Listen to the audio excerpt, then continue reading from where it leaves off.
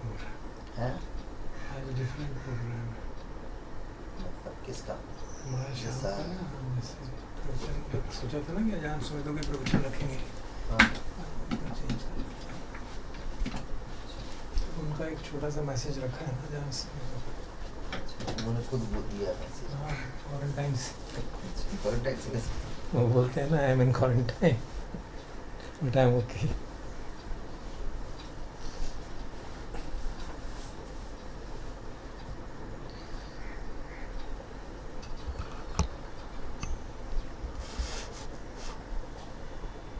ये लोग को ये 826 आपकी कोई नहीं था।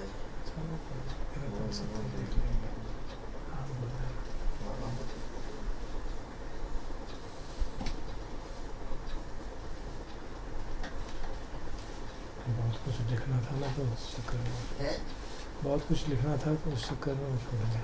मैं शक्ल जो बोल दिया मैं चुन फर्श करा शक्ल ही बोल हालांकि मुझे कुर्सी पे फिर बात था मुझसे जानवांगी से बोल रहा हूँ हैं जानवांगी से बोल दिया सोचो ठीक मगर शक्ल हाँ भी कर बुद्धि में बोल दिया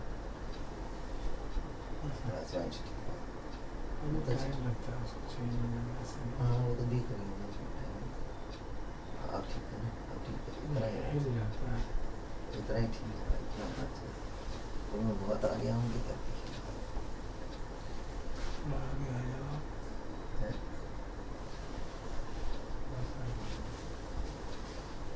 इजली फिर जो बाद में लाइट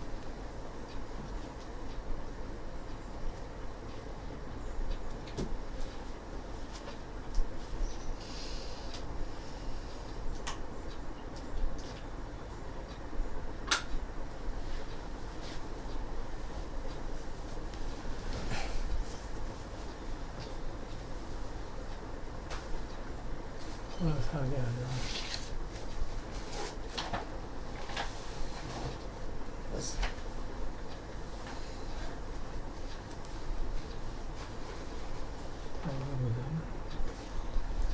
दिखना चाहिए ना आप पढ़ना आपके लिए ज़्यादा थोड़ा बस ठीक है थोड़ा सा आगे आ जाओ ना।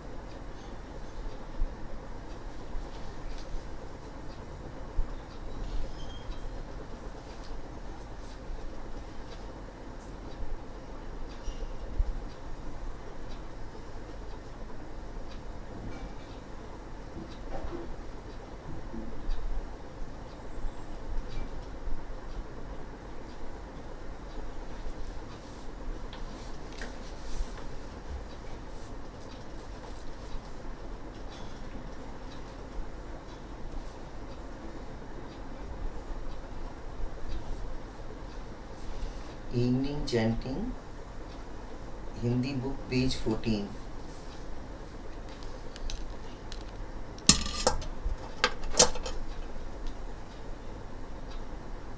यो सो भगवा अरहं सम्मा सम्बुद्धो स्वाखातो येन भगवता धम्मो सुपटिपन्नो यस्य भगवतो सावक संघो तमयं भगवन्तं सधम्मं ससंगम् इमे हि सकारे यथार्हं आर ते हि अभिपूजयाम साधुनो भन्ते भगवा सुचिरपरिनिभूतोऽपि पश्चिमातानुकम्पमानसा इमे सकारे दुर्गतपणा कारभूते पटिगणातु अम्हाकं दीर्घरतं हिताय सुखाय अरहं सम्मा सम्बुद्धो भगवा बुद्धं भगवन्तम् अभिवादेमि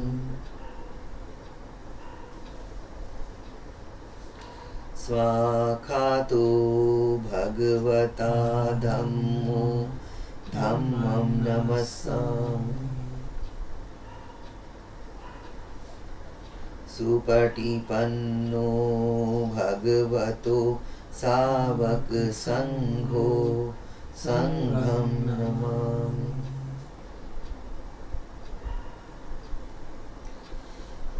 हन्तमयं बुद्धस्य भगवतो भूभाग नमकारं करोमसे नमो तस्य भगवतो अरहतो सम्मा सम्बुद्धो नमो तस्य भगवतो अरहतो सम्मा सम्बुद्धस्य नमो तस्य भगवतो अरहतो सम्मा सम्बुद्धस्य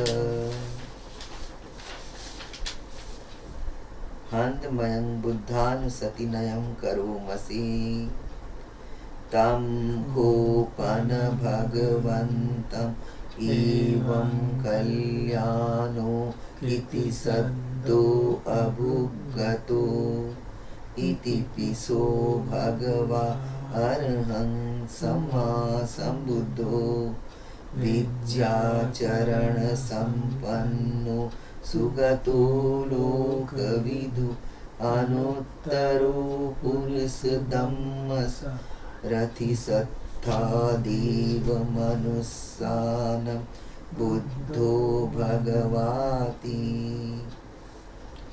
हन्तमयं बुद्धाभिगीतिं करोमसे बुद्धवारहन्तवरता द्विगुणाभियुतो शुद्धाभिज्ञानकरुणा हि समागततो बोधेसियो सुजनतं कमलं वसुरो वन्दामहं तमरणं शिरसा जिनेन्दम् बुद्धो यो सब्बपाणिनं शरणं खेममुत्तमम् पठमानुसतिष्ठानं वन्दामि तं शिरेणहम् बुद्धस्सस्मि दासीव बुद्धो मे सामिकीश्वरो बुद्धस्सहं नियादेमि शरीरं जीवितं चिदं वन्दन्तीहं चरिष्यामि बुद्धस्यैव सुबोधितं नास्ति मे शरणम् अन्यं बुद्धो मे शरणं वरम् एतेन सच्चवज्जेन वड्ढेयं सत्तु शासने बुद्धं मे वन्दमानाय यं पुण्यं पशुतम् इद सभेऽपि अन्तरायामि माहेषु तस्य तेजसा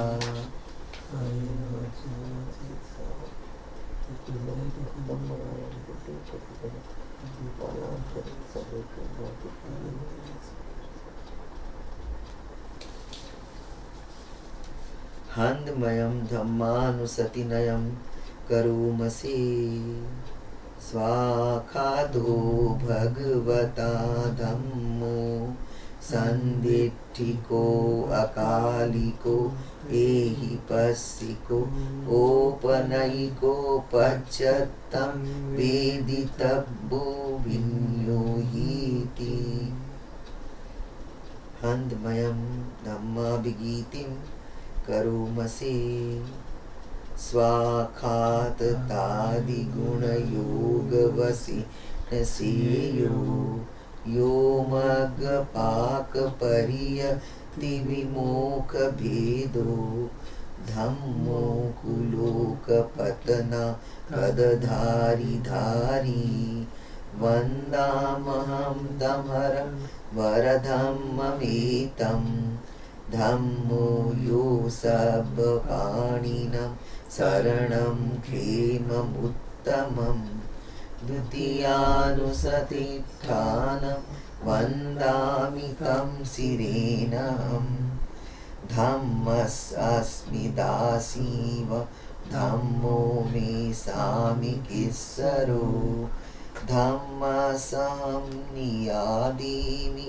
शरीरं जीवितं चिदं वन्दन्तीयं चरिष्यामि धम्मस्येव सुधम्मतं नास्ति मे शरणम् अन्यं धम्मो मे शरणं वरम् एतेन सज्जवज्जेन वड्ढेयं सत्तु शासने धम्मं मे वन्दमानाय यं पुण्यं प्रसूतम् इद सब्बेऽपि अन्तरायामि माहेषुं तस्य तेजसा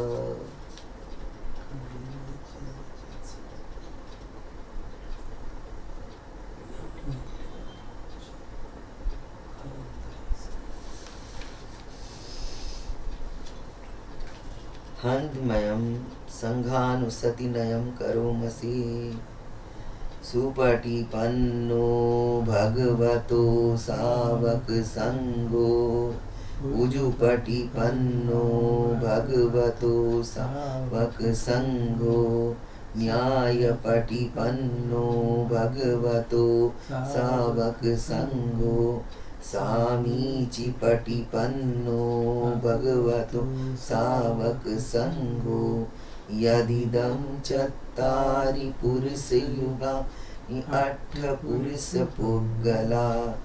एष भगवतो सावक संगो आहुनेयो पाहुनेयो दक्षिणेयो अंजलिकरणीयो अनुत्तरं पुण्यखेतं लोकसाधि हन्मयं संगाभिगीतिं करोमसे सधम्मजो सुपटिपत्तिगुणादियुतो यो अट्ठविधो अरियपुगलसङ्गसेठो शीलादिधम्मपवरा सयकाय चित्तो वन्दामहं तमरियागणं सुशुद्धं संघो यो सब्बपाणिनं शरणं क्षेममुत्तमं ततीयानुसतिष्ठानं वन्दामि तं शिरेणहम् संघस्मि दासीव संघो मे सामिकीश्वरो संघासहं नियादीमि शरीरं जीवितं चिदम् वन्दन्तीहं चरिष्यामि संघस्सोपटिपन्नतम् नत्ति मे शरणम् अन्यं संघो मे शरणं वरम् एतेन सज्जवज्जेन वड्ढेयं सत्तु शासने संघं मे वन्दमानाय यं पुण्यं प्रसूतम् इद सब्बेऽपि अन्तरायामि माहेषुं तस्य तेजसा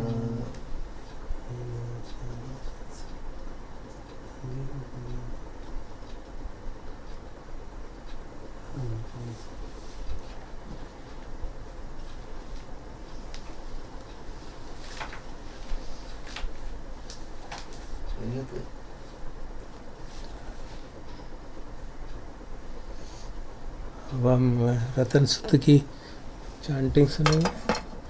हिंदी बुक पेज 126।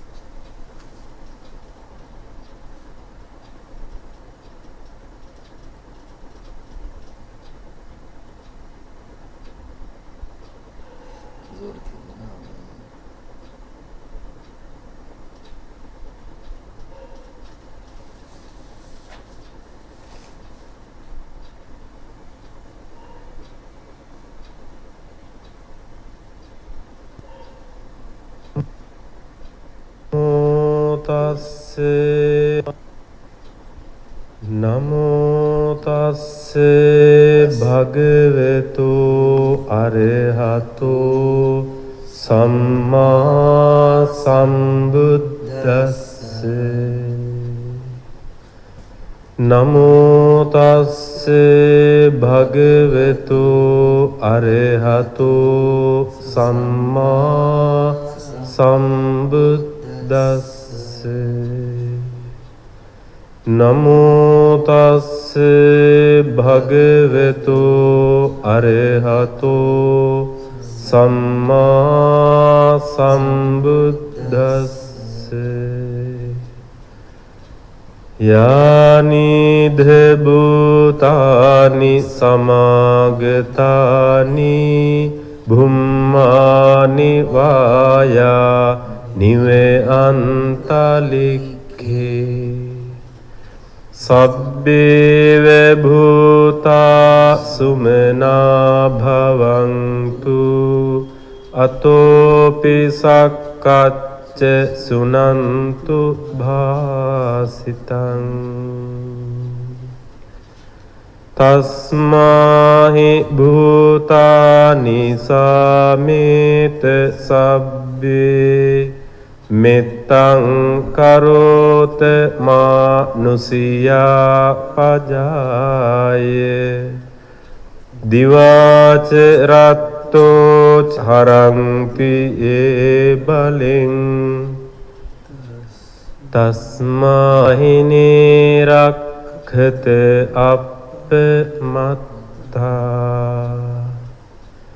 යං කිංචි තං ඉදවා හොරං වා සග්ගේ සුවායං රතනං පනීතං නනෝ සමං අත්ති තථාගතේන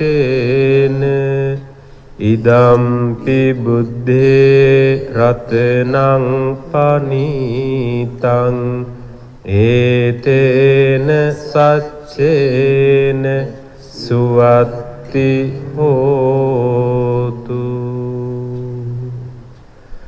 khයං විරාගං අමෙතං පනීතං යදජ්ජ ගාසක්්‍ය මුනි සමාහිතෝ නතේන ධම්මේන සමත්ති කිංචි ඉදම්පි ධම්මේ රතනං පනීතං ඒතේන සච්චේන සුවත්ති හෝතු යං බුද්ධ සෙට්ඨෝ පරිවන්නයි සුචින් සමාධිමානං තයිකඤ්ඤ මාහෝ සමාධිනාතේන සමෝන විජ්ජති ඉදම්පි ධම්මේ රතනං පනීතං ඒතේන සච්චේන සුවත්ති හෝතු යේ පුග්ගලාඨ සතම්ප සත්තා චත්තාරියේතානි යුගානි හොන්ති තේ දක්ඛිනේයා සුගතස්ස සාවකා ඒතේසු දින්නානි මහප්පලානි ඉදම්පි සංඝේ රතනං පනීතං ඒතේන සච්චේන සුවත්ති හෝතු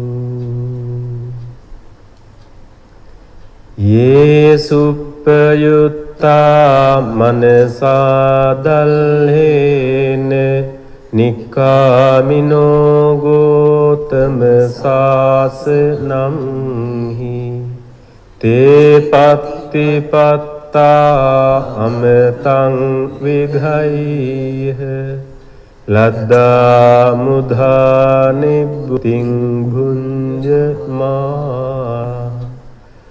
ඉදම්පි සංඝේ රතනං පනීතං ඒතේන සච්චේන සුවත්ති හෝතු යතින්ද කීලෝ පඨවින් සිතෝසියා චතුබ්බි වාතේභි අසම්පඛම්පියෝ තතෝපමං සප්පුරිසං වදාමි යෝ අරිය සච්ඡානි අවෙච්ච පස්සති ඉදම්පි සංඝේ රතනං පනීතං ඒතේන සච්චේන සුවත්ති හෝතු යේ අරිය සච්ඡානි විභාවයන්ති ගම්භීර පඤ්ඤේන සුදේසිතානි කිංචාපිතේ හොන්ති බුසප්ප මත්තා නතේ භවං අට්ඨ මං ආදියන්ති ඉදම්පි සංඝේ රතනං පනීතං ඒතේන සච්චේන සුවත්ති හෝතු සහවස්ස දස්සන සම්පදාය තයස්සු ධම්මා ජහිතා භවಂತಿ සක්කාය දිට්ඨි විචිකිච්ඡිතං ච සීලබ්බතං වා පියදස්සි කිංචි චතෝ අපායේ හිච විප්පමුත්තෝ චචාභිඨානානි අබබ්බෝකාතුං ඉදම්පි සංඝේ රතනං පනීතං ඒතේන සච්චේන සුවත්ති හෝතු කිංචාපිසෝ කම්මං කරෝති පාපකං කායේන වාචා උදචේතසාවා අභබ්බෝ සෝතස්ස පටිච්චාදාය අභබ්බතාදිට්ඨ පදස්ස උත්තා ඉදම්පි සංඝේ රතනං පනීතං ඒතේන සච්චේන සුවත්ති හෝතු වනප්ප ගුම්බේ යතා පුස්සිතග්ගේ ගිම්හාන මාසේ පඨමස්මින් ගිම්හි තතෝපමං ධම්ම වරං අදේසයි නිබ්බාන ගාමින් පරමං හිතාය ඉදම්පි බුද්ධේ රතනං පනීතං ඒතේන සච්චේන සුවත්ති හෝතු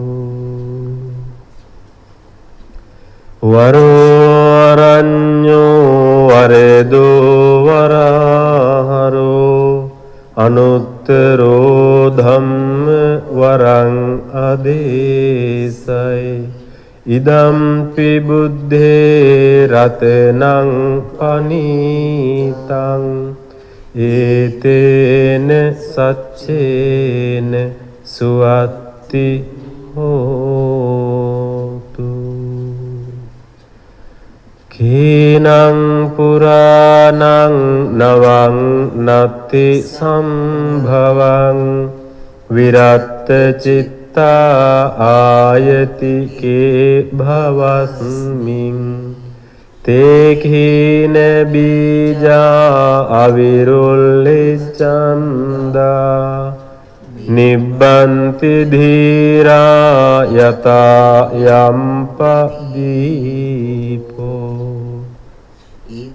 ඉදම්පි සංඝේ රතනං පනීතං ඒතේන සච්චේන සුවත්ති හෝතු යානිධ භූතානි සමාගතානි බුම්මානි වායා නිවේ අන්තලික්ඛේ තථාගතං දේව මනුස්ස පූජිතං බුද්ධං නමස්සාම සුවත්ති හෝතු යානිධ භූතානි සමාගතානි බුම්මානි වායා නිවේ අන්තලික්ඛේ තථාගතං දේව මනුස්ස පූජිතං ධම්මං නමස්සාම සුවත්ති හෝතු යානිධ භූතානි සමාගතානි ආනිවායා නිවේ අන්තලික්ඛේ තථාගතං දේව මනුස්ස පූජිතං සංඝං නමස්සාම සුවත්ති හෝතු ඒතේන සච්ච වජ්ජේන දුක්ඛා උපසමින්තුතේ ඒතේන සච්ච වජ්ජේන භයා උපසමින්තුතේ ඒතේන සච්ච වජ්ජේන රෝගා උපසමින්තුතේ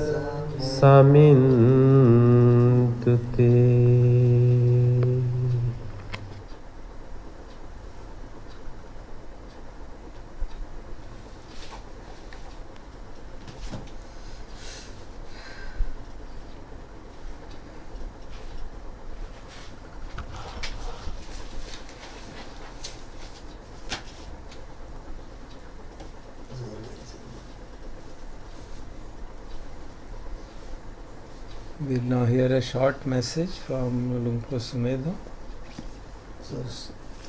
from Wat Ratnaman, recorded last week.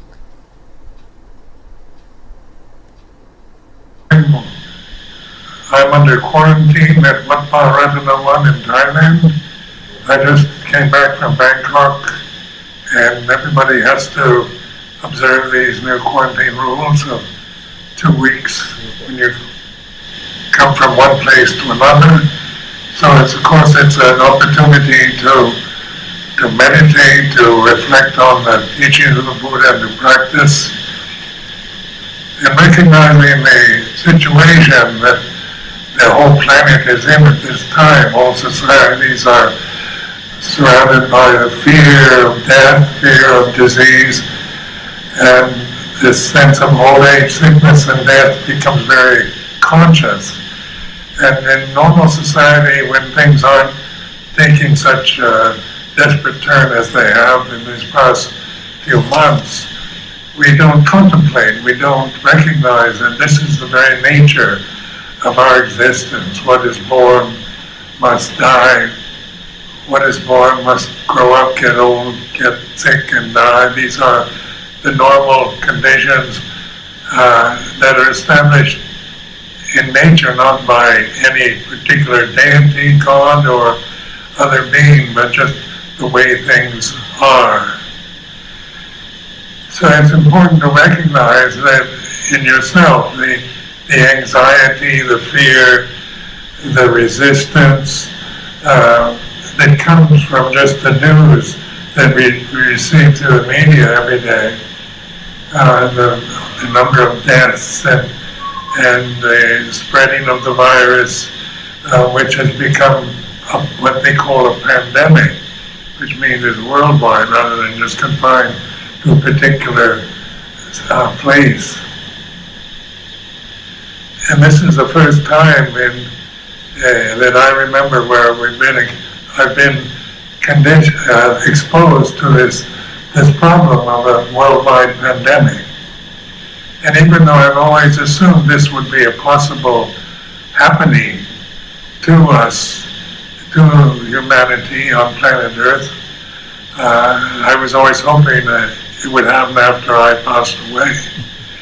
But this is happening now, and of course I'm experiencing old age, and I have not the coronavirus, I'm not sick, I'm healthy, but also the news and that we receive constantly is about sickness, getting sick and dying from illness. And there's so much confusion around who's to blame for this virus, whose fault is it, how we can take care of ourselves during this period of time. Some of it's very good advice. It's good to respect the voice of scientists and medical experts in regards to taking care of oneself, of relationship to others, keeping the proper distance, wearing face masks, etc. But also it is a wonderful opportunity to observe just how fear arises when we think just the word coronavirus, it can strike that sense of fear. You can observe that sense of resistance, of not wanting this, of being anxious about it, worried, frightened of it. It's like this. So it's an opportunity for us all to be the witness to this, because the Dhamma, the teaching of the Buddha, is about the deathless. In the famous verse which I like to quote, Appamado Amattapadang, mindfulness is the path to the deathless. The deathless is the path that we're on. And the deathless isn't about our physical body living forever, because that is an impossibility. So we don't expect deathlessness from the body, from what we see, hear, smell, taste, touch, what we think, what we feel. These are all subject to birth and death, beginning and ending. But what is deathless? The Amattapadang is mindfulness. Appamado is the Pali word for mindfulness. Appamado, Amattapadang is the path to the deathless. So the deathless reality is always with us. It's here and now, and it's non-personal. It's something that you can't see or witness or objectify, but you can know just through resting in awareness, being the witness to the realities of your thoughts, feelings, emotions, physical sensations that you're experiencing at this time. So I want to offer this as a reflection for you, hoping that it brings you a sense of well-being and a sense of inspiration to deal directly with what you really are, is the deathless reality, consciousness itself, and not these physical, vulnerable, changing conditions that we tend to identify ourselves with. So I send my blessings and best wishes to you all. How much fun. So nice.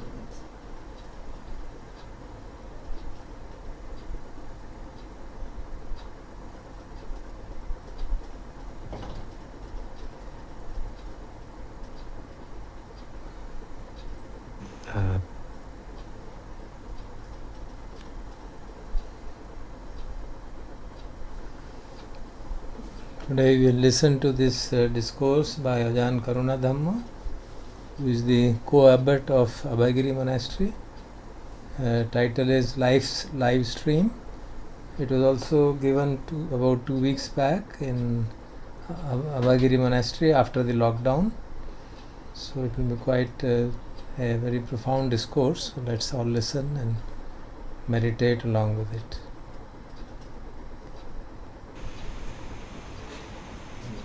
One on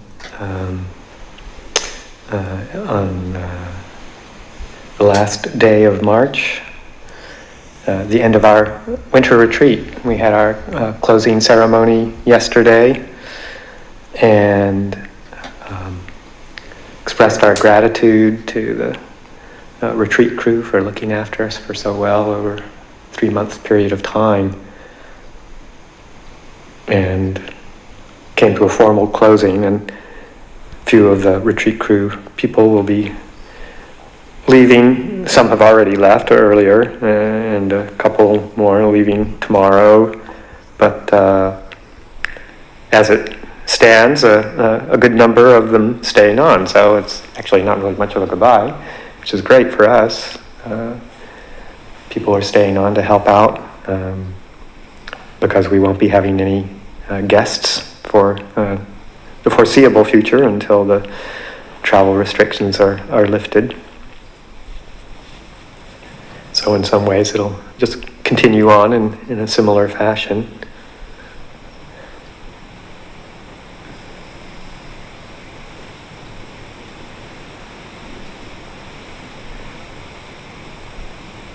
Just emphasizing that kind of changing nature of the world, changing nature of reality, of our experience, just not setting up expectations for anything to be a certain way, and getting, just settling down for the ride, in a sense.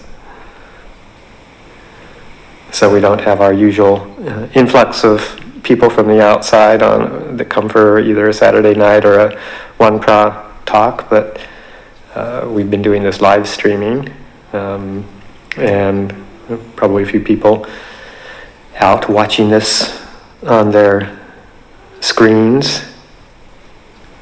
I see a camera suspended from the ceiling over there that's kind of pointed right at me. I was just kind of pondering what is it that, what's going on with this kind of virtual reality. Live streaming, there's a camera picking up a series of patterns of light, color, a microphone picking up sound waves,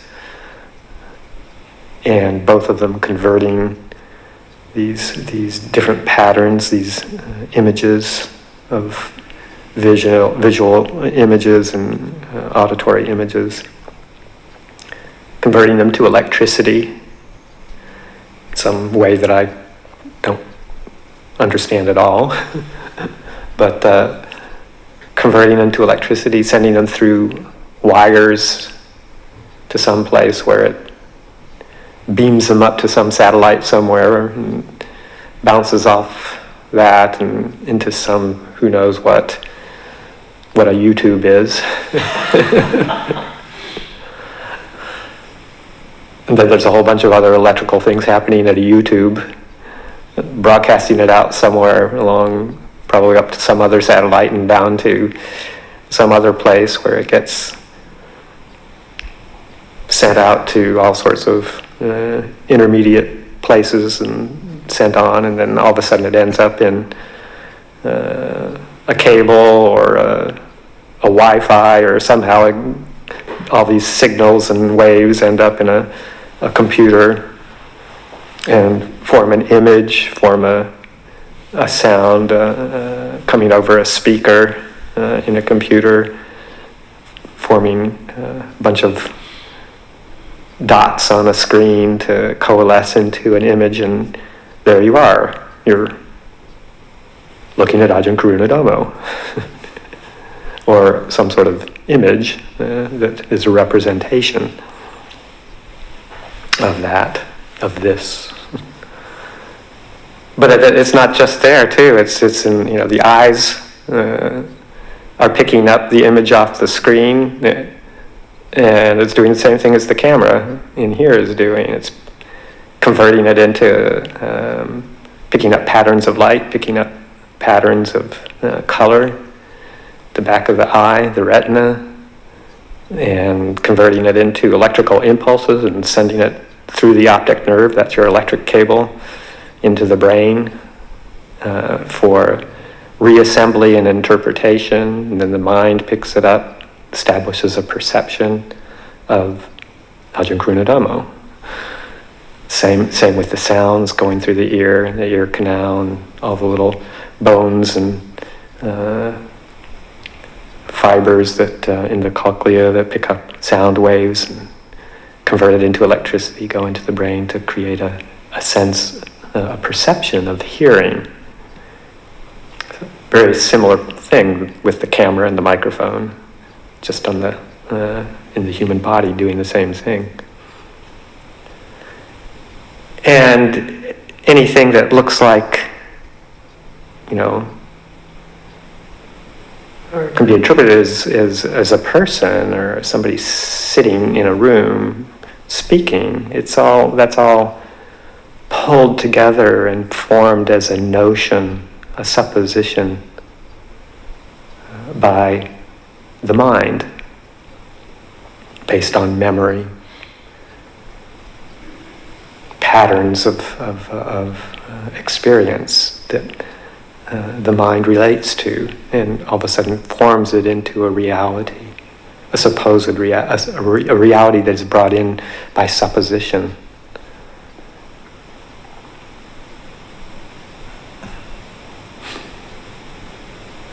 So whether it's over a camera and microphone, going around the world in forms of waves and coming into a computer and a speaker and into the brain, or whether it's actually just the experience of that I experience. Say I'm sitting here, flesh and blood, 4 elements, looking out and seeing the retreat crew, Devi, and thinking, okay, well, I'm sitting here where there's real people. There's the real people here, but it's also, for me, it's images, sounds, relations through the mind, patterns of identification, and I'm supposing all of this into a form of reality as well. So in a way, it's really not all that different. little more immediacy maybe for me in being able to see people if I look and have an immediate back and forth contact.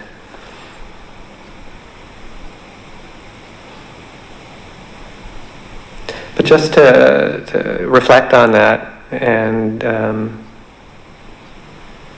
question our assumptions, question our supposed realities, and really look more closely. What is it that's actually happening prior to that level of identification, patterns, perceptions, gelling into a supposed experience, a created experience? To step back from that and kind of question the solidity of that.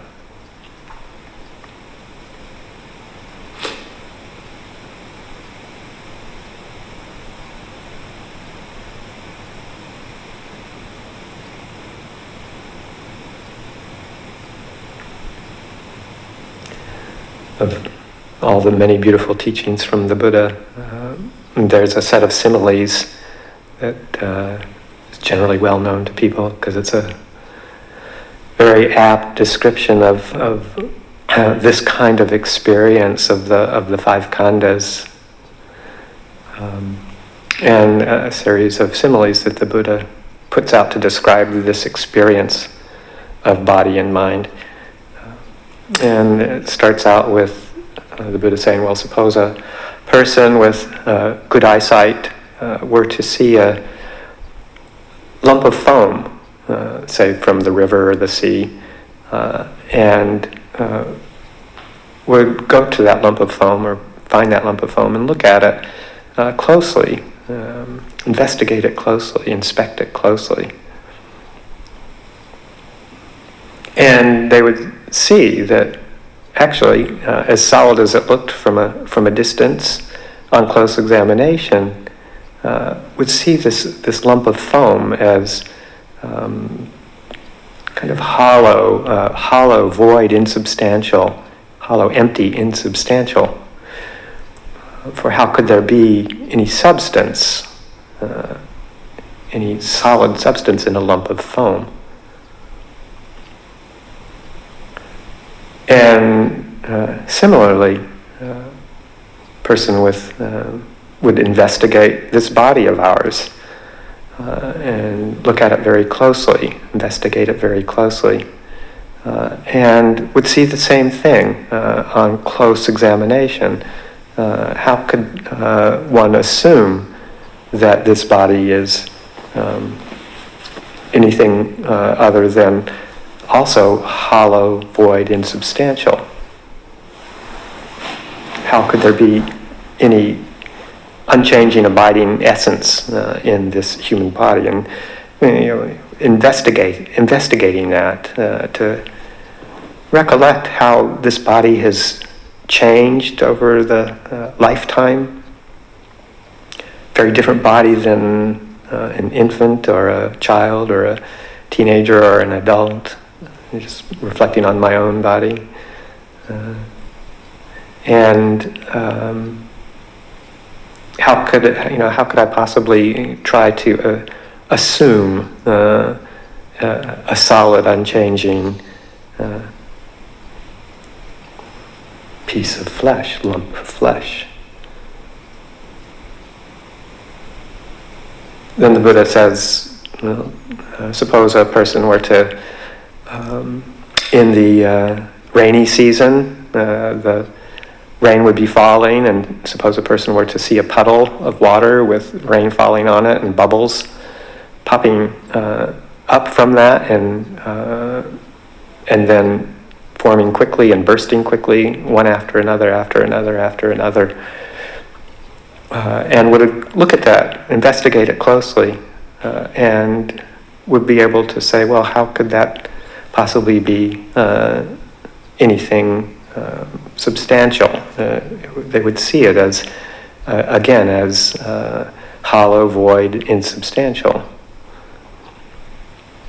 And the same way, a person looking at their Vedana, the feelings, the feeling tones that are constantly arising and passing away very quickly, all the pleasant aspects of experience, the unpleasant aspects of experience, and the neutral ones, just arising and popping and passing away one after another, whether it's sensations in the body that are pleasant or unpleasant, or coming in through the sense bases, pleasant sights, unpleasant sights and sounds, taste, tactile sensations, smells, and all the various mental states that arise that all are also pleasant or unpleasant, and how quickly they change, and how quickly a sore place in the body with a little shift in posture becomes comfortable. How fleeting a pleasant taste is. We experience a lovely taste of well-prepared food, and that's a pleasant feeling, and how quickly it passes away and moves on to something neutral, or then you get something you don't like, and it quickly changes into an unpleasant experience. Or different sounds and other aspects of the sensory realm, how fleeting those feelings are, the quality of the feeling tone. And then particularly in the mental world, how one can experience an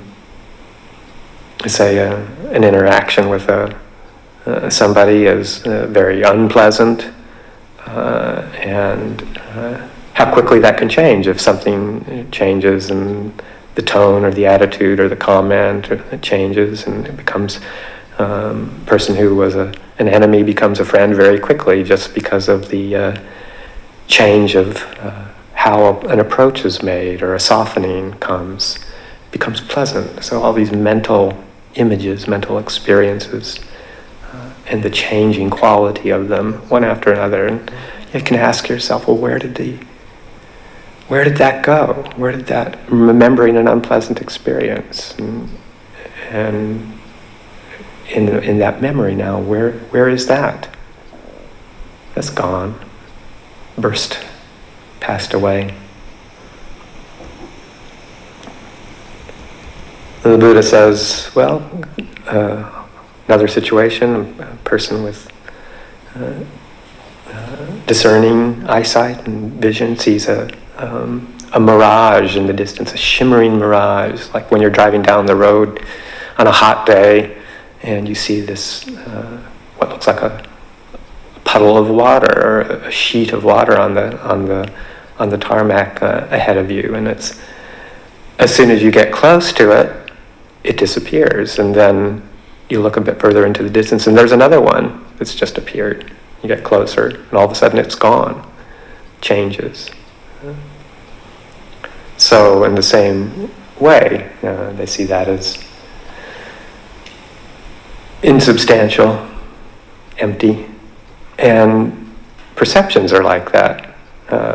One looks at the different patterns of our mind, the memories, the way that we identify objects of the senses as they're coming into our experience. And we experience them in a certain way based on past conditioning, the patterns that are set up to interpret the various objects that come into our field of the senses, or the memories that arise in the mental realm. The experience and classification and categorization of people and experiences, some as good or bad, or friendly or unfriendly, or with the impressions that come along with them in that experience. So that, and how quickly those are changing too. Again, like with feelings, the perception of somebody who's a friend all of a sudden can change to an enemy, or vice versa. And when we look at them closely, we realize that these are just patterns, on close examination, changing patterns that are constant flux constant flux, not with any abiding sustenance, any abiding image that we can say is true and real and unchanging.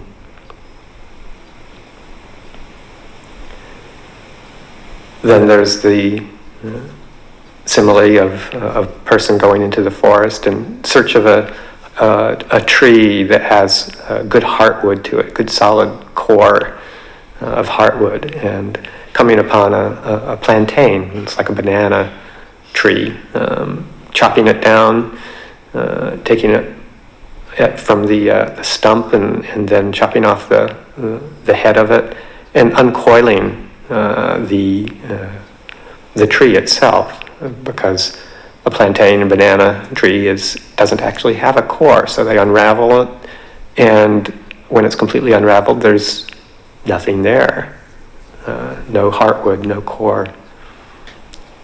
Same way, a person examining their mental formations, their sankharas, looking for some substantiality, a feeling that there is something of unchanging substance in our volitional formations, our thoughts, our projections, our emotions, all feel very real and substantial and solid until we take a close look at them.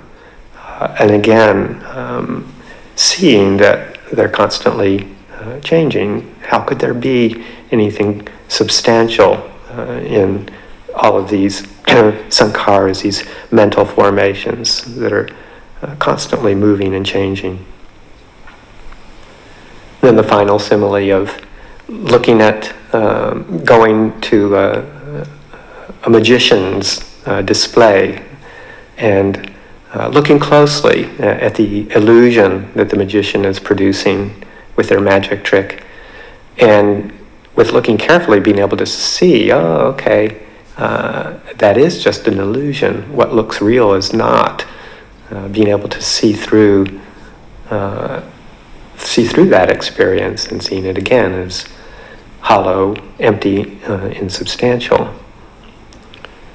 And similarly, seeing consciousness, vijnana, divided knowing, the awareness that comes in conjunction with the six sense bases, seeing that all as illusory too, constantly darting from one sense base to another, attention, adverting attention, taking us from the visual experience, visual consciousness, to sounds, to tactile sensations, all the sense bases, and the mind base too, the intellect, the ideas, the concepts, all attention shifting very carefully, consciousness shifting very carefully or very quickly through these sense bases to weave this sense of solidity, reality, continuity of experience.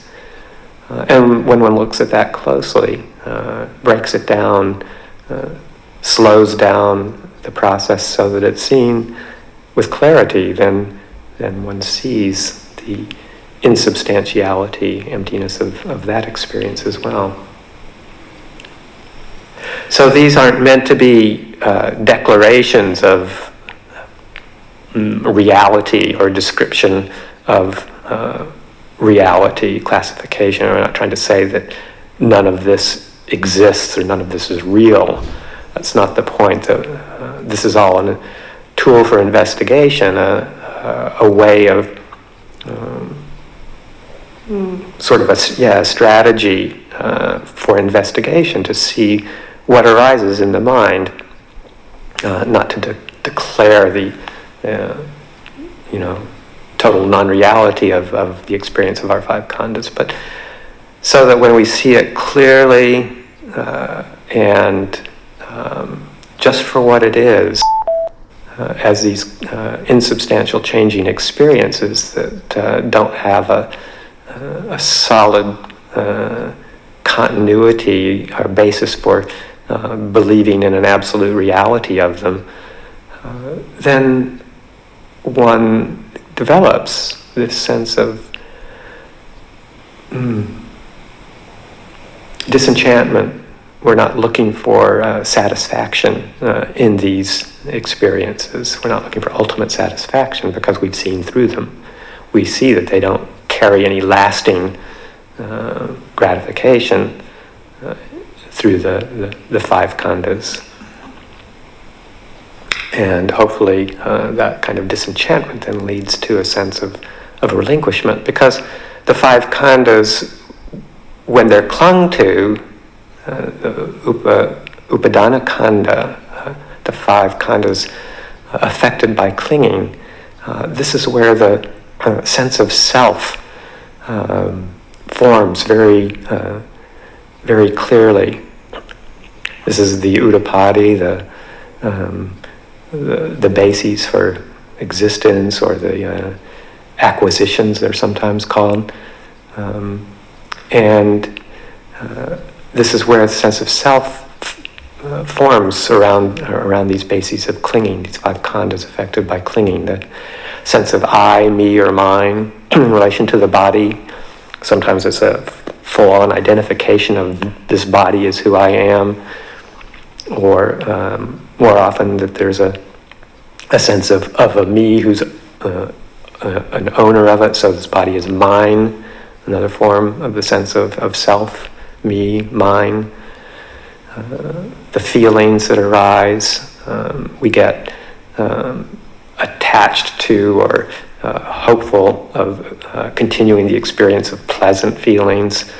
The mind, the craving arises to get more of that, and it moves into trying to acquire those kinds of pleasant feelings, or the opposite of trying to avoid the unpleasant ones. The mind gets entrapped with those, and we see those experiences of feeling as mine to either get more of, or mine to get rid of if they're unpleasant ones, or we don't really see them much at all. We just get caught in the wave of delusion, confusion, or the perceptions, the feeling of these patterns of experience, the lens through which we experience our supposed reality, our assumed reality, as who we are, or again, a bit more detachment as mine, my perceptions, the volitions, the very strong sense of where I can come out, that sense of I, the producer, me, the producer of experience. We use, or we experience this volitional tendency as something that has a feel of control to it. This sense of being able to produce something, to create a thought, to create a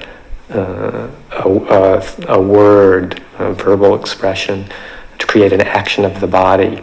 All these things that have volition at the root of them have a very strong sense of me as the producer of experience.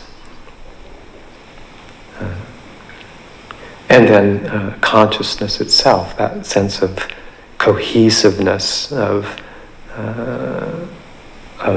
me being the one who is aware, the one who is conscious. We often talk about looking at consciousness or looking at awareness as being the knower, and that's one way of starting to tease things out, tease things apart, but it's also can be a basis for identification. I am aware. I am the one who is conscious. And so we're still creating a layer of self around that.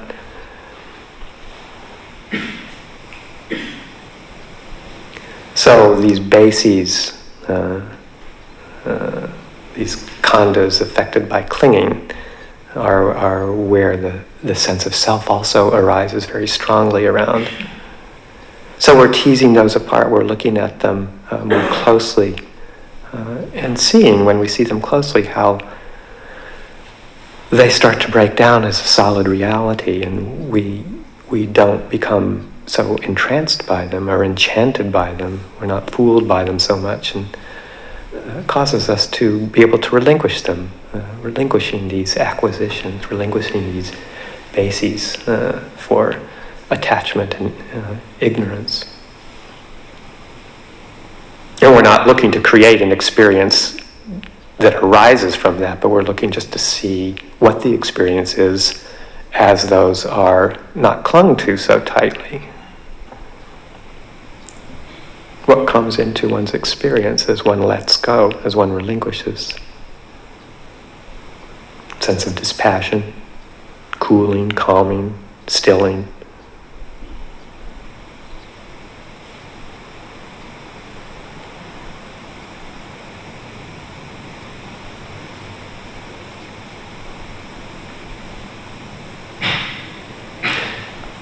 So moving beyond what we assume to be reality, what we suppose into existence, and looking at things clearly. It was like those wonderful teachings to Bahia, the wanderer that the Buddha gave. It just examining the six sense bases for what they are, without imputing a reality of self onto them, or a perception of self onto them. So in the seen, there is just the seen. In the heard, there is just the heard.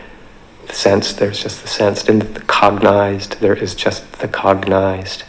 These bare bones of experience, just as they are, just as it is, just like this.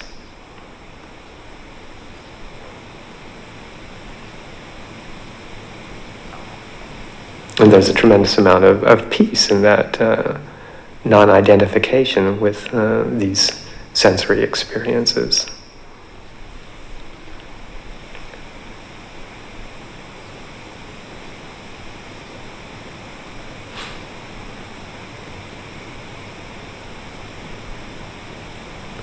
So yeah, just to really question what these supposed realities are, the images on a screen, the sounds coming from a speaker, or the images coming from even being in the same room with somebody who's talking and saying a few words. What is it that's actually real? How is that experienced? And watching to see where the mind goes with that as the mind settles and relinquishes and lets go. What's the result? Hopefully a bit more sense of clarity and ease and peacefulness.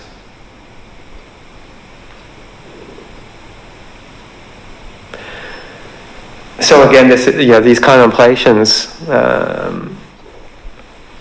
are the core of our practice towards looking towards the release from suffering, the release from all those things that we assume to be realities that we want to get more of, that we want to get rid of, the running towards, the running away from.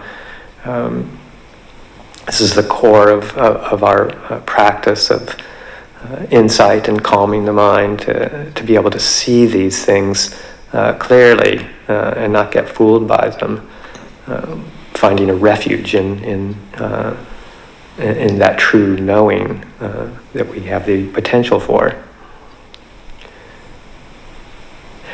And it in no way is to kind of dismiss the reality of being a human being in a world and in a field of relationship with other people, with other beings, with the world around us, as insubstantial as we might be able to contemplate and experience and truly find insight from and release from suffering. We also are in a sense, at least for as long as these bodies are alive and in the same spaces with each other. We're in a relationship with the world around us.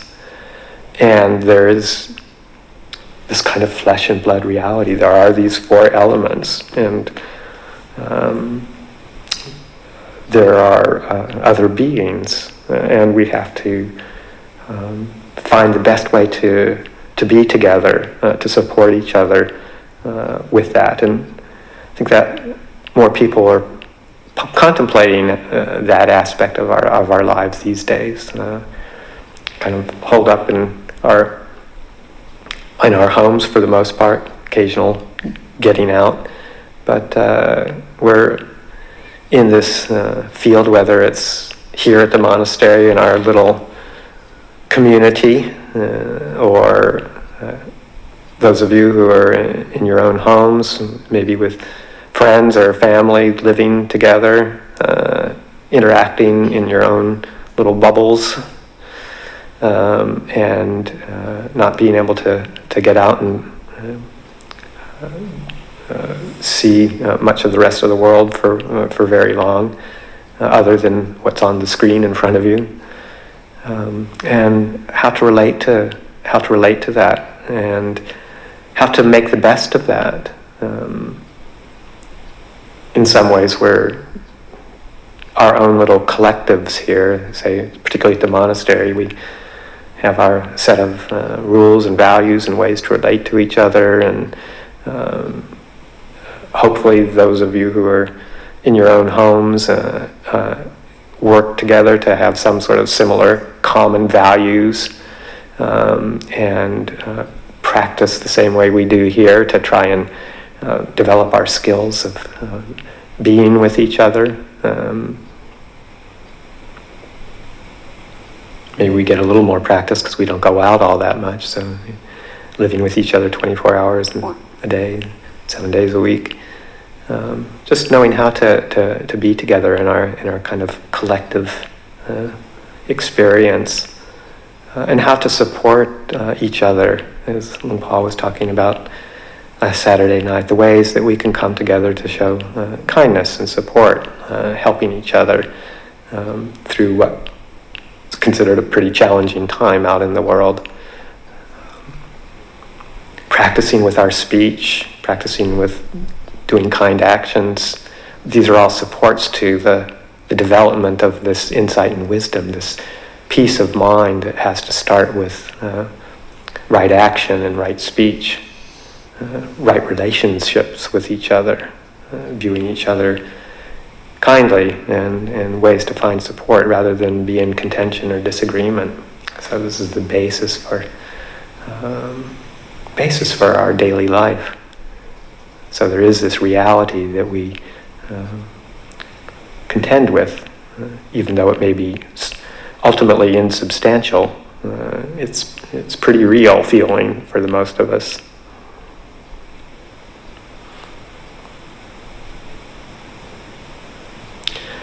And it's so easy, I think, to get caught in the media, the news.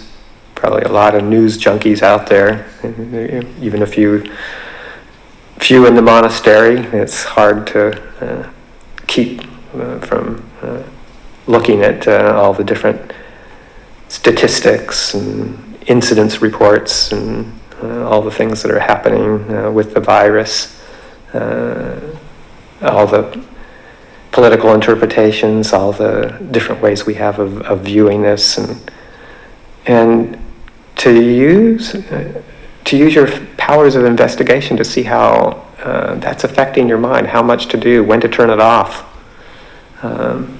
and the power of the information that's available, say, on the internet, and how it can be used to support whatever it is that we want to find.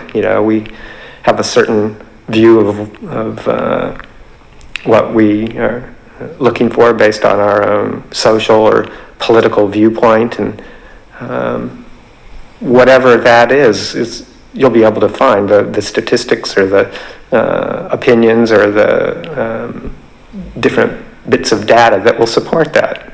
All of us like to think of ourselves as being kind of the objective hunter for the real information, and that we're the ones who are actually seeing it the way it really is.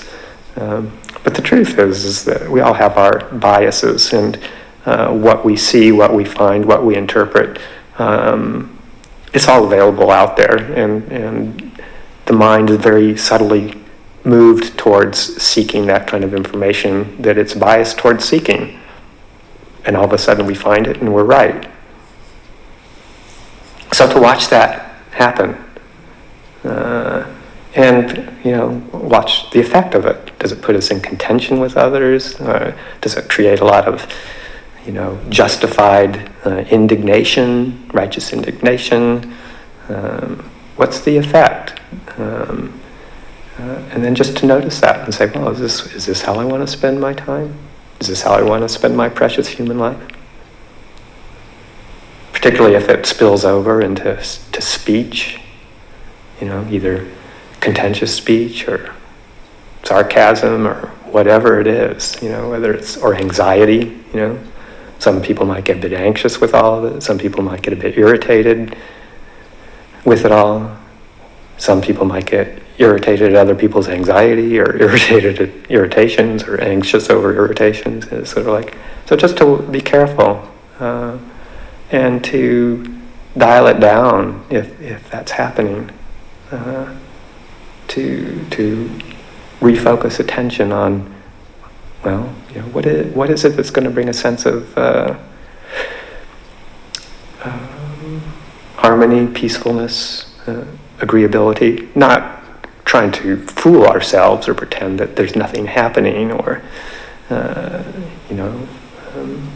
deny any reality of a situation, or not to look for some sort of sense of objectivity, but to just be aware of the biased nature of our minds, and what spills out from that, and to take care to nurture the things that make us feel good in the long run, the sense of giving, helping, supporting, encouraging, listening. These are the things that grease the wheels of human interaction, human nature, living together, and establishing a good solid base for our just continuing in seeing ourselves through this period of time. It will change, it'll get better, might get worse again, might get better again, will get worse again. And to be able to ride those waves of up and down with equanimity and kindness, and use them to develop our practice, to develop our insight into seeing where it is that we actually really want to put our refuge in. The teachings from the Buddha, the goal of trying to see things just truly as they are, and to relinquish and let go of ways that lead us into suffering, so that we can realize that real ultimate true peace of mind. So I'll leave it there for reflection this evening. Andamayam Dhammakataya Sadhu Karangadamasari Sadhu Sadhu Sadhu Anumodami. I'm taking this particular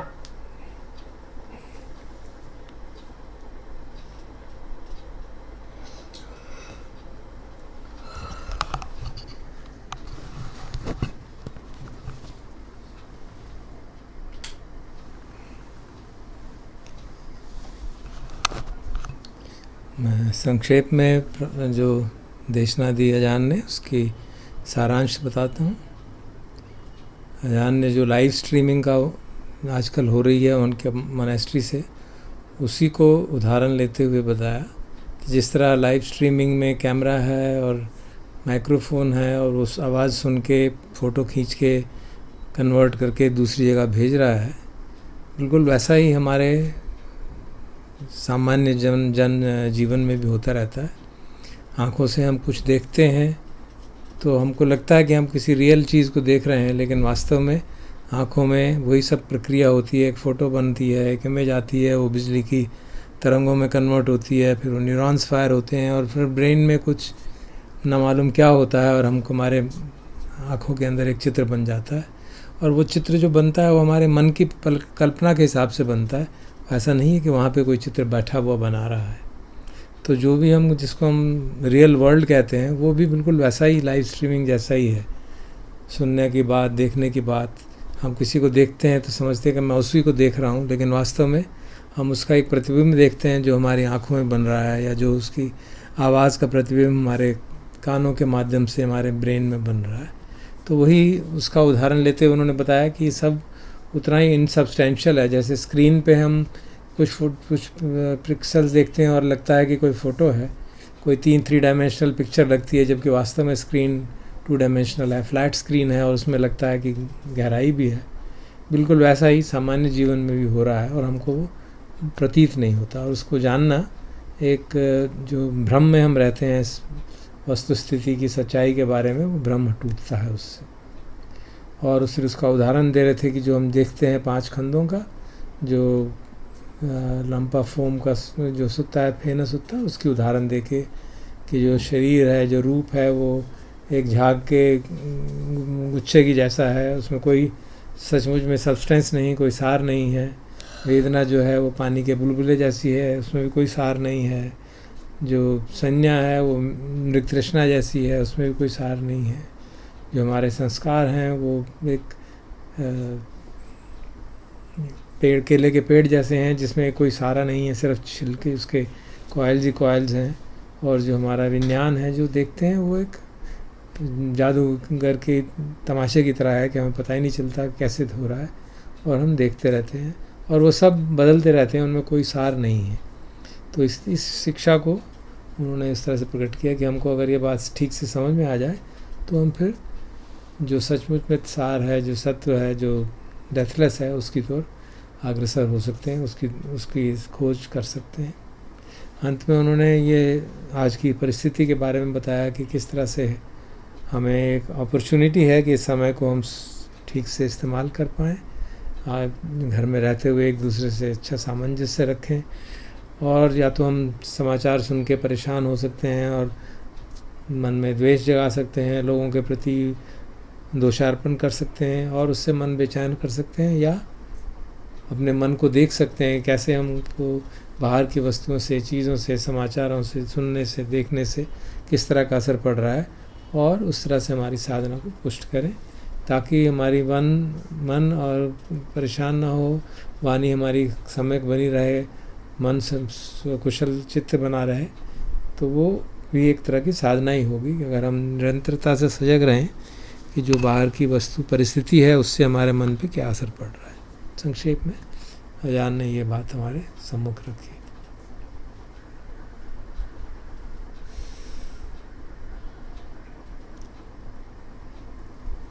हम ब्रह्म विहारों का अभ्यास करेंगे, रोज़ की बात है।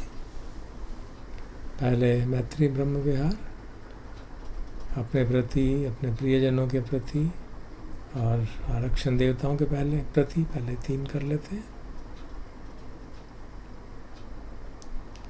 अहं Aveiro होमि, अव्यापज्यो होमि, अनिगो होमि, सुखी अत्तानं परिहरामि।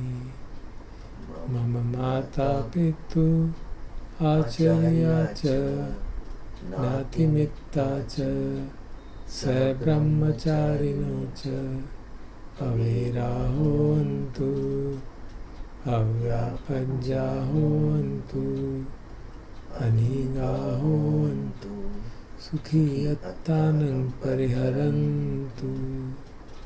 आरक्षा देवता, भूमट्ठा देवता, रुखट्ठा देवता आकाशट्ठा देवता अवेरा होन्तु अव्यापज्जा होन्तु अनीगा होन्तु सुखी अत्तानं परिहरन्तु।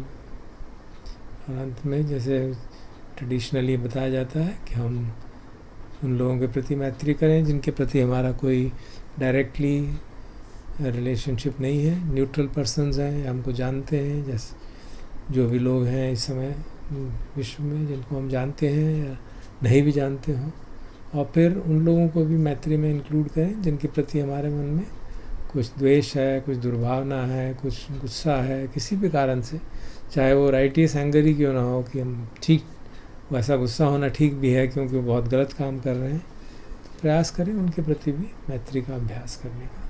तो मन में चित्रण करके, विजुअलाइज करके थोड़ी देर, फिर वो जो सभ्य सत्ता वाली मैत्री है वो बोलेंगे लोग 1-8 मिनट मन में चित्र बना के।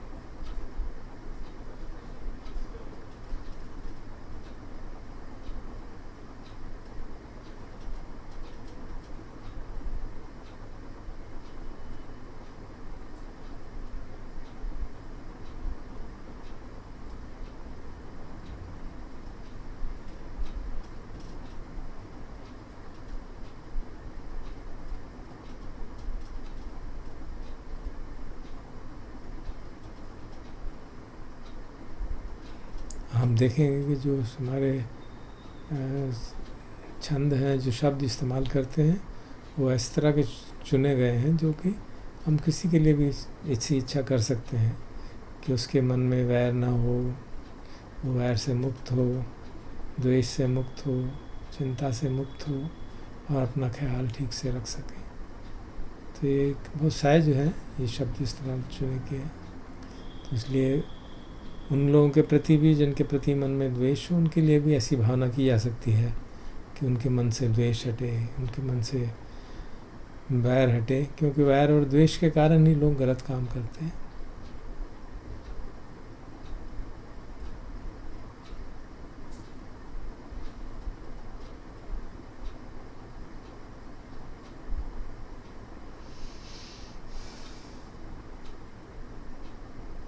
सब्बे सत्ता सब्बे पाना सब्बे भूता सब्बे पुंगला सब्बे अत्ता भाव परियापन्ना सब्बा इत्यो सब्बे पुरुषा सब्बे अरिया सब्बे अनरिया सब्बे देवा सब्बे मनुष्या सब्बे विनिपातिका अवेरा होन्तु अव्यापज्जा होन्तु अनीगा होन्तु सुखी अत्तानं परिहरन्तु। अब करुणा ब्रह्म विहार, जिसकी अत्यंत आवश्यकता है इस समय।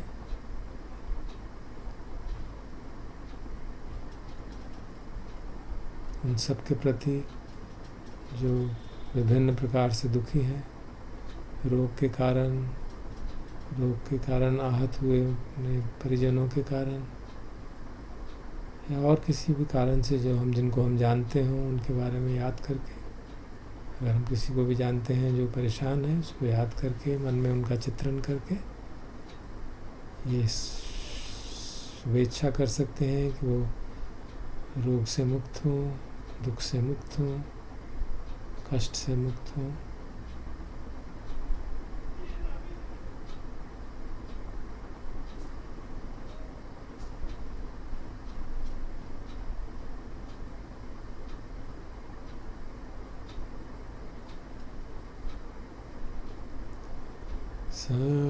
सवितियो विभजन्तु सुखो रोगो विनश्यतु माते भवतु अन्तरायो सुखी दीर्घायुको भव, सुखी दीर्घायुको भव, सुखी दीर्घायुको भव।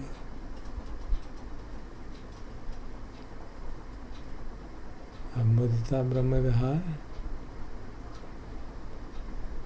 जो लोग दुख से मुक्त हुए हैं, रोग से मुक्त हुए हैं, उनकी प्रसन्नता को याद करके हम प्रसन्न होते हैं। या हमारे को मालूम हो, हमारे जानकारी में, हमारे सगे संबंधी मित्रों में कोई खुशी का कारण हो, उसको याद करके प्रसन्न हो सकते हैं। और इस महामारी के कारण, इस लॉकडाउन के कारण जो वातावरण में शुद्धता आई है, पशु पक्षी प्रसन्न दिखते हैं, उनको ध्यान देख के मन में ख्याल विचार करके प्रसन्न हो सकते हैं, ताकि मन नेगेटिविटी में न जाए, दुख क्षोभ से भर न जाए। और ये शुभकामना करते हैं कि सबके सुख जो है, प्रसन्नता बनी रहे, सुख संपत्ति बनी रहे।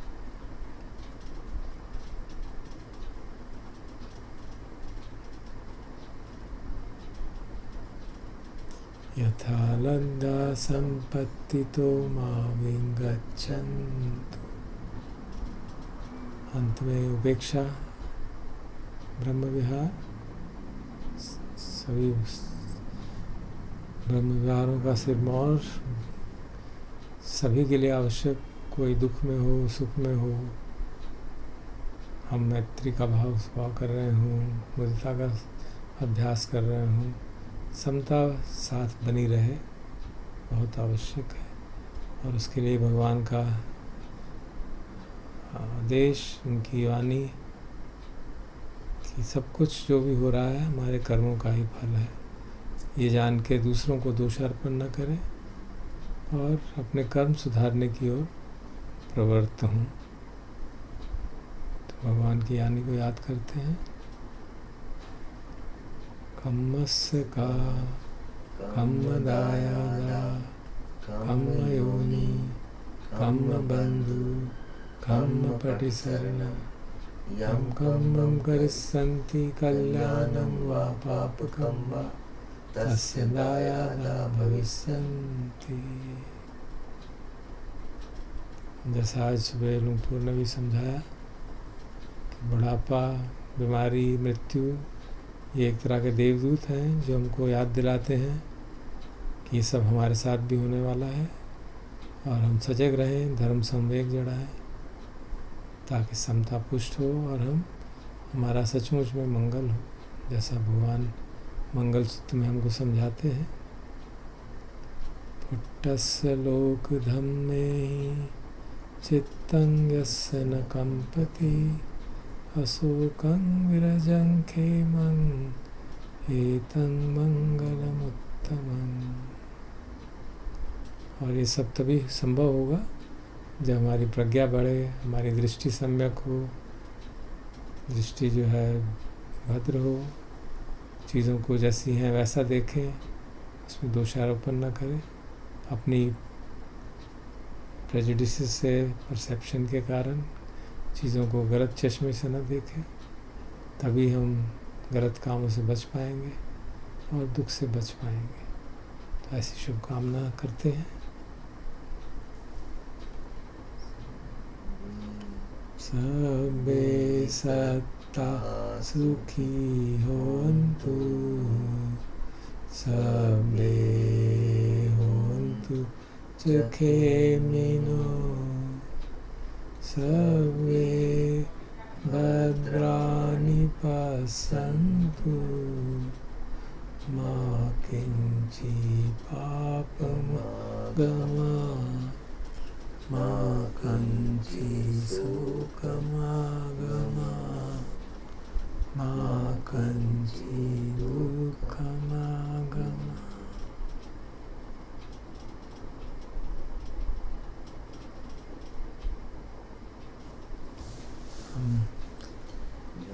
हम सबका आभार करना भूल गए उस समय, तो अलग से कर देते हैं। सभी भाई बहनों का जो इस कठिन परिस्थिति में लोगों की सेवा कर रहे हैं, हमारे लिए भी आवश्यक सुविधाएं प्रदान कर रहे हैं, आवश्यक सेवाएं चलाई रही हैं, बिजली, पानी, हवा, भोजन, सबकी व्यवस्थाएं कर रहे हैं। इन सब के प्रति आभार और उनके साथ अपने पुण्य साझा करते हैं। पुण्यस्य इदानी याना अन्यानि कथानि मे ते संच भागिनो हन्तु सत्तानन्तपमानका।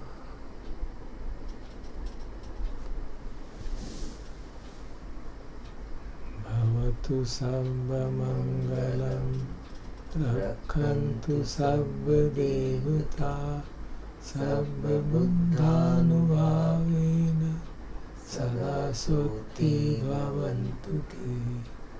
भवतु सर्वमङ्गलं रक्षन्तु सर्वदेवता सर्वधर्मानुभावेन सदा सुखी भवन्तु ते।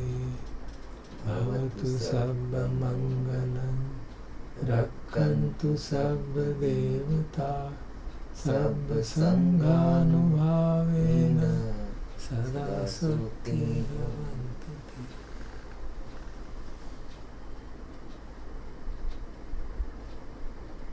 अरहं सम्मा सम्बुद्धो भगवा बुद्धं भगवन्तं अभिवादयामि।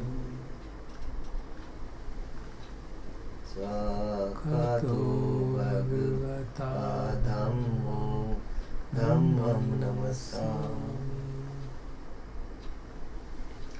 सुपटिपन्नो भगवतो सावक संघो संघं